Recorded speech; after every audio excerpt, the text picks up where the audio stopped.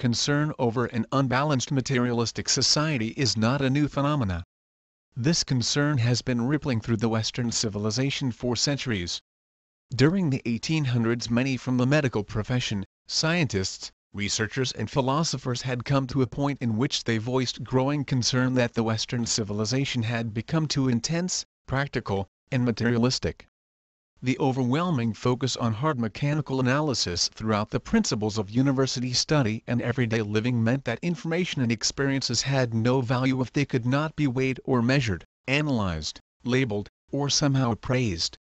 The academia were concerned that subtle energy forces such as feelings, intuitions, and other inner knowing phenomena were being crushed as they were slighted, despised, disregarded and ridiculed in the materialistic society.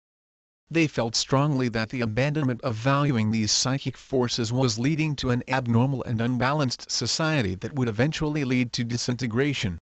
They recognized that Eastern mysticism and religious systems were a resource providing comfort and support for some people. At the same time, they recognized a growing gap in reliable information.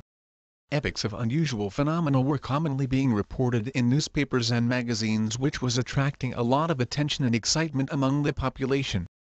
However, the academia who valued interesting and useful psychic phenomena in the human experience realized there was a need for sorting out what was truthful among these reports. To this end, they officially began a series of studies of the subtle energy forces within the human psyche field of psychology. They hoped the results of serious academia research would help certify and value these subtle forces. In 1882, the English Society for Psychical Research was formed for the purpose of pursuing such a systematic study and exploration of psychic forces such as telepathy, thought transference, hypnosis, apparitions and other paranormal phenomena. Persons in this research society were respectable professionals who were well known for their common sense. Members of Fellows of learned and royal societies as well as prominent members of Parliament were among the founders of this organization. Many of the members of this newly formed society were well trained in scientific methods and were leaders in various science departments.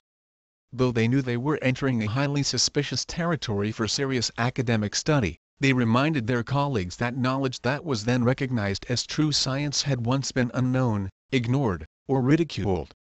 They admonished them that it was absurd to ignore new facts even if much was yet to be learned about natural laws that allowed psychic phenomena to coexist alongside other proven scientific knowledge.